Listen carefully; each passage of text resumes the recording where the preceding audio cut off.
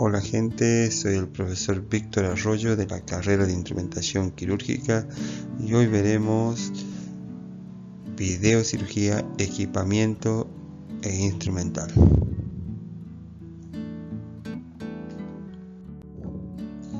Primero vamos a enumerar el equipo de la videolaparoscopía. Este equipo está constituido por el monitor, por la cámara y la endocámara, la fuente de luz, el equipo de neumoperitoneo, y para estas cirugías vamos a utilizar equipos anexos que van a ser el equipo de la coagulación y el equipo o sistema de aspiración e irrigación. Yo a este equipo de la videocirugía lo clasifiqué en dos grupos. Primero tenemos el sistema de visión, que está constituido por el monitor, por la cámara y la endocámara, la fuente de luz. Y el equipo para crear el espacio de trabajo, el equipo que vamos a usar acá va a ser el insuflador y su fuente de dióxido de carbono. Si nosotros tuviéramos por hacer, por ejemplo, una artroscopía, mi equipo para crear el espacio de trabajo sería el sistema de irrigación continua, al igual que si yo tuviera que hacer una cirugía urológica, endourológica, en mi equipo de trabajo también sería el sistema de irrigación continua y no así el insuflador. Entre los equipos anexos, que también lo clasifico acá, yo pongo el equipo del electrobisturí o el equipo de electrocauterio, el sistema de aspiración e irrigación, y le podemos agregar todos los demás equipos anexos para diferentes tipos de cirugía, que podría ser el LigaSure o un endoscópico, entre otros elementos.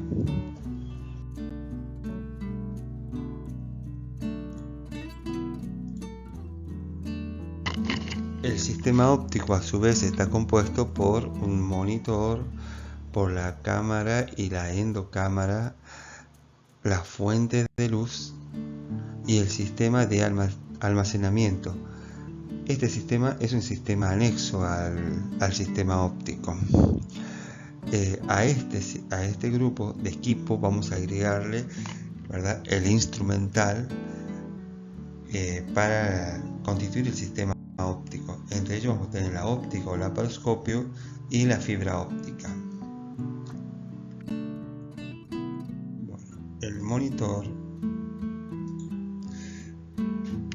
nosotros podemos tener una pantalla de 42 pulgadas con una resolución Full HD.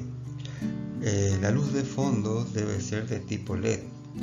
Las imágenes en los colores deben ser de colores primarios, calibrados gracias a su elevado brillo y contraste, nos proporciona una alta resolución al 100% realista.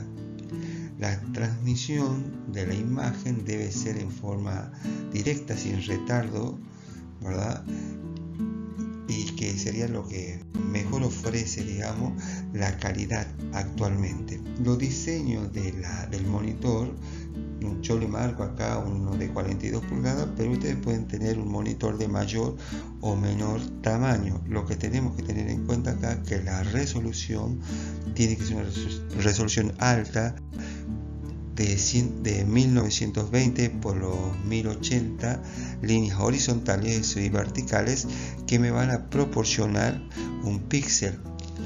Cuando mayor es la cantidad de píxel que contenga este monitor, mejor será la calidad de visión. La tecnología LED es de larga vida útil, lo que me proporciona el mayor tiempo de uso, de vida útil de este tipo de monitores. El ángulo de visión es ultra amplio, es visible desde la práctica médico-quirúrgica. Ahora, el equipo de la videocámara yo lo voy a clasificar en dos tipos de componentes. Uno va a ser la unidad central, que es esto, la unidad central, el equipo de la videocámara, y el otro es el cabezal. Esto es el cabezal que se va a adaptar, ¿verdad?, a la óptica o endoscopio. Vamos a hablar primero del equipo, ¿verdad? de la cámara. Este está compuesto por un videosensor, es el alma del sistema de imagen.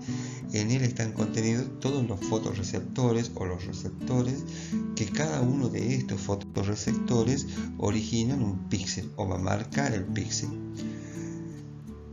En sí, estos equipos contienen de 1 a 3 chips. Cada uno de ellos va a analizar un determinado color, que va a ser rojo, verde o azul, que analiza por separado y con la cantidad de píxeles, y el dispositivo define la calidad del color y de la imagen. La capacidad de resolución de una cámara de video es directamente proporcional al número de receptores fotocelulares que contenga. Si consideramos que la cámara es de alta resolución, la mayor sería entre los 150.000 a los 300.000 receptores. Bueno, ahora el dispositivo de acoplamiento o cabezal óptico, que es esto a lo cual vamos a adaptar la óptica, ¿verdad?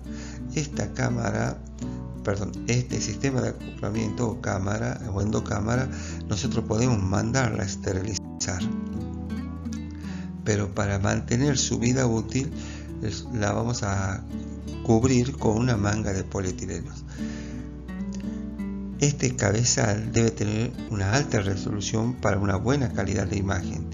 Debe ser de dimensión y peso moderado, pequeña, liviana, con un balance en blanco automático, con una lente cuya distancia focal puede ser de entre los 25 y los 38 milímetros, lo cual nos permite movilizar la óptica en este rango o en este margen sin perder el foco. Con zoom manual que permite modificar el tamaño de la imagen en la pantalla. Como le decía recién, esta endocámara o cabezal nosotros la podemos esterilizar. Sin embargo, para prolongar la vida útil se la cubre con una manga de polietileno, ¿verdad? Que es esto, y acá tenemos la endocámara o cabezal. Lo primero que hacemos para trabajar con esta manga es realizar en uno de los extremos, que está sellada, un pequeño orificio para ingresar la óptica.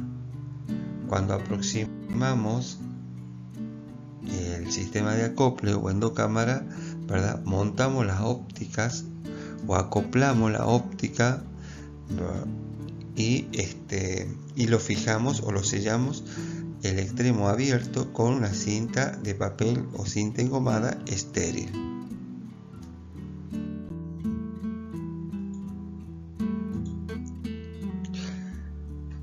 Fuente de luz. Los procedimientos de laparoscopía o de la videocirugía requieren de una fuente luminosa que proporcione una determinada intensidad de luz dentro de las cavidades, que nos permitan visualizar todos los elementos anatómicos sobre lo que se va a actuar. Esto sería algo así como que si ustedes entran en una habitación oscura, ¿verdad? Y necesitan prender la luz, encender la luz dentro de esa cavidad, dentro de esa habitación. Entonces, ¿cómo vamos a transportar nosotros la luz desde el exterior hacia la cavidad abdominal? En este caso, nosotros vamos a contar con un equipo generadora de la luz y un sistema flexible que va a hacer el transporte de la luz. La fuente emisora va a ser una lámpara que pueden ser de halógeno de 250 watts con una temperatura que puede alcanzar los 3500 grados Kelvin, o una lámpara de xenón de 300 watts, ¿verdad? con 6000 grados Kelvin, que alcance una temperatura de 6000 grados Kelvin. La intensidad de la luz deben ser regulables de manera manual o automática. Estos equipos, por la alta temperatura que se elevan las lámparas, que contienen la lámpara, contienen un circuito de protección térmica que vigila la temperatura del equipo para evitar la sobretemperatura dentro del proyector de luz. Este sistema de protección está constituido por ventiladores, por ranura de ventilación y de última tenemos el sistema de apagado automático. En la zona de salida de la luz, que sería acá, por donde vamos a acoplar, ¿verdad?, la fibra óptica, no se debe depositar sobre superficies que absorban el calor que podían provocar calentamiento o la inflamación.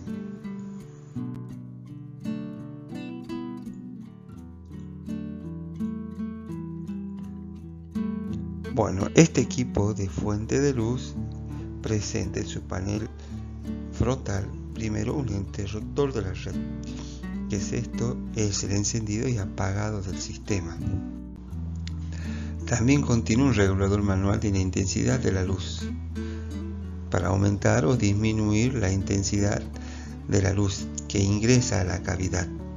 Esto también contiene un casquillo de conexión universal, en este caso por donde vamos a colocar la ficha macho del sistema, ¿verdad?, de fibra óptica.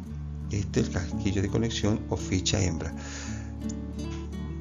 También tenemos casquillo de conexión múltiple, ya que esta pueden presentar este sistema de hembrilla o hembra, puede conectar diferentes tipos de fibra óptica de otros tipos de fabricantes. En este caso, este equipo tenemos un Nestor, pero podemos colocar otros sistemas de World, del Olympus, de la Semi, entre otros. Para alcanzar la máxima transmisión de la luz, los diámetros, ¿verdad?, de haces de la fibra deben ser de igual tamaño al endoscopio y la fibra óptica. Esto no quiere decir que si yo tengo una óptica de 5 milímetros, yo debo contener una fibra óptica también de 5. En la videolaparoscopía nosotros tenemos una óptica, ¿verdad?, de 10, y acá yo tengo que contener una fibra óptica también de 10. Eso hace equiparamiento del haz, ¿verdad?, luminoso. Si el cable de la fibra es más grande, puede realizar calentamiento excesivo en el acople del endoscopio, es decir, en la unión de la fibra óptica con el endoscopio. Si el cable de fibra es mucho más pequeño que el endoscopio, la potencia luminosa queda totalmente reducido. Luego tenemos la grabadora de imagen, que yo lo llamo como equipo anexo. Debe ser compatible con los equipos de videocirugía, se utilizan como archivo de imagen en usos legales como para la docencia. Debe tener buena calidad de la imagen y los archivos se pueden guardar en DVD, en tarjeta de memoria externa, en pendrive. Ahora, el instrumental de visión, que es lo que yo les decía recién, tenemos el endoscopio u óptica. Estos son los endoscopios u óptica. Es la lente que sirve para visualizar el interior de las cavidades, ¿verdad?, a través de un acceso natural o creado quirúrgicamente. Las ópticas actualmente pueden ser de diferentes tamaños. Solamente he marcado como guía una óptica de 5 milímetros de diámetro, ¿verdad?, que utilizamos en las videocirugías de diagnóstica o la laparoscopía diagnóstica y en las neurocirugías o cirugías plásticas. Una óptica de 5 milímetros, vuelvo a decirle, solamente es para marcar un rango nada más. Lo podemos utilizar en cirugía endurológica o ginecológica o endoginecológica. Y la óptica de 10, que es el de mayor tamaño, la usamos en la laparoscopía, en la toracoscopía o en cirugía transperitoneal, entre otras.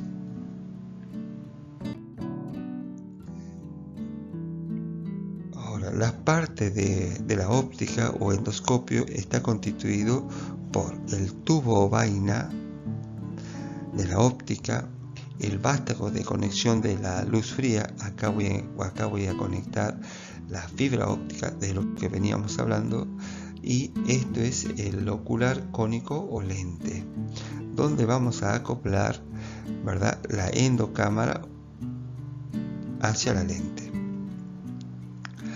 Ahora, el ángulo de visión que contiene estas ópticas pueden ser de 0, de 30 grados, que son las más usadas para la videolaparoscopía, pero también tenemos de 45 grados de visión.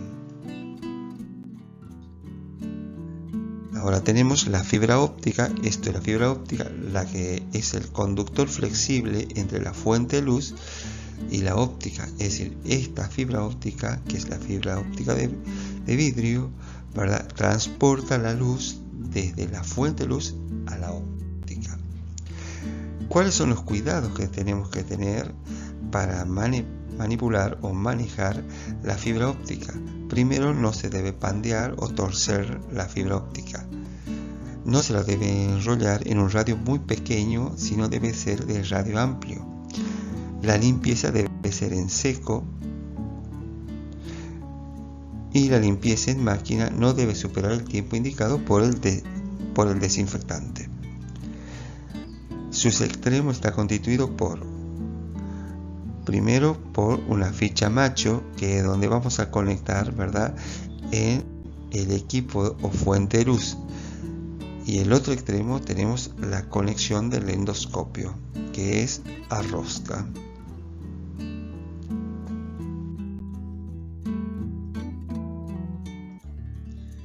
Insuflador de laparoscopía. El objetivo es insuflar gas en el interior de las cavidades para distender la pared abdominal, es decir, separar la pared peritoneal de las vísceras, creando así el espacio de trabajo a lo que llamaremos neumoperitoneo. El gas a utilizar va a ser el anhídrido carbónico o dióxido de carbono, por sus propiedades no inflamables, absorbible fácilmente por la cavidad peritoneal, y se lo va a eliminar por las vías respiratorias. Este equipo de insuflación está constituido por el equipo central, que es esto o esto, va a depender la marca, la forma, ¿verdad? Esto es el equipo central. También tenemos un manómetro. Esto va conectado al tubo o cilindro que contiene el dióxido de carbono. A este manómetro lo vamos a conectar esta tubuladura, ¿verdad?, de transporte desde la unidad del gas, en este caso desde el cilindro, que sería de la conexión con el manómetro, y el otro extremo lo vamos a conectar al equipo central. Luego, para que salga el gas desde el equipo central, vamos a conectar una segunda tubuladura, ¿verdad?, que se conecta del casquillo de conexión hacia la cavidad abdominal, por donde ingresa por una aguja de Veres o un trocar de 10 o de 5. Bueno, la presión de neumoperitoneo debe ser mantenida entre los 12 a 13 milímetros de mercurio, la presión que realiza el gas dentro de las cavidades. La presión de trabajo debe ser aproximadamente de 12 milímetros de mercurio. Presiones inferiores no se logra crear un espacio de trabajo, y presiones superiores pueden aumentar la absorción del gas, produciendo así un equilibrio hemodinámico, aumentando la distensión del diafragma, afectando la frecuencia cardíaca y respiratoria. Estos equipos, por supuesto, se va a diferenciar de acuerdo a los diferentes tipos o marcas. Presentan elementos frontales comunes. Entre ellos va a ser el interruptor a la red de encendido o apagado. Luego también va a tener una tecla de insuflación primaria, ¿verdad?, una tecla de gran caudal o high, un lector de presión intraabdominal, quiere decir lo que está ingresando dentro de la cavidad, una tecla de selección de presión, esto quiere decir a qué presión yo quiero llegar o alcanzar. En este caso habíamos hablado que para la cavidad abdominal hemos colocado entre 12 a 13 milímetros de mercurio, un lector digital del caudal del gas, es decir, la cantidad de gas que tiene el cilindro o tubo de gas, un lector de reserva de gas, una tecla de alarma que me marca la cantidad de gas que está ingresando y lo más importante, el casquillo de conexión, que sería esto, o casquillo macho, el casquillo de conexión, ¿verdad?, para el tubo flexible que va a transportar el dióxido de carbono, ¿verdad?, hacia la cavidad abdominal. Como le dije recién, existen diferentes modelos de insufladores con sus diferencias en capacidad de inyección al dióxido de carbono, pero todos presentan características en común. Primero, permiten preestablecer la presión intraabdominal a la cual que se desea trabajar. Yo le dije recién que el rango es de entre 11 y 13 milímetros de mercurio. La presión óptima sería 12 milímetros de mercurio. La segunda característica sería la inyección del dióxido de carbono a un flujo progresivo, evitando con ello la distensión brusca de la cavidad abdominal. Durante la fase de la creación del neumoperitoneo se logra un flujo de dióxido de carbono no mayor de 2.4 litros por minuto. Esto va a depender del diámetro que tiene la aguja de Beres, por eso no puede ingresar mayor cantidad de dióxido de carbono en forma brusca y no de la capacidad real de la insuflación del equipo. Esta, sería la aguja de Beres que ingresamos a la cavidad primero para crear el espacio de trabajo. Y esto es la tubuladura de transporte del dióxido de carbono desde el casquillo de conexión del equipo del neumoperitoneo. Ahora, estos equipos mantienen constante la presión intraabdominal durante toda la cirugía, compensando la fuga del dióxido de carbono que se produce por diferentes razones técnicas durante la cirugía, marcada especialmente por el ingreso o salida del instrumental a través de los trocars. Estos equipos también poseen un sensor de presión intraabdominal que detiene de manera automática el flujo una vez alcanzado la presión preestablecida, siendo capaz de activar una válvula de seguridad al aumentar la presión sobre los niveles prefijados. Esto nos está diciendo que si nosotros ponemos que la presión óptima va a ser hasta 13 milímetros de mercurio, entonces solamente va a ingresar gas hasta los 13 milímetros de mercurio, ¿verdad?, manteniendo esa presión, y solo hace el ingreso mínimo para mantenerla dentro del procedimiento quirúrgico. También están dotados de un sistema de alarma acústica que se activa cuando el aparato sensa una presión mayor. Muchas gracias, te podés suscribir a mi canal. Espero que este video te haya servido.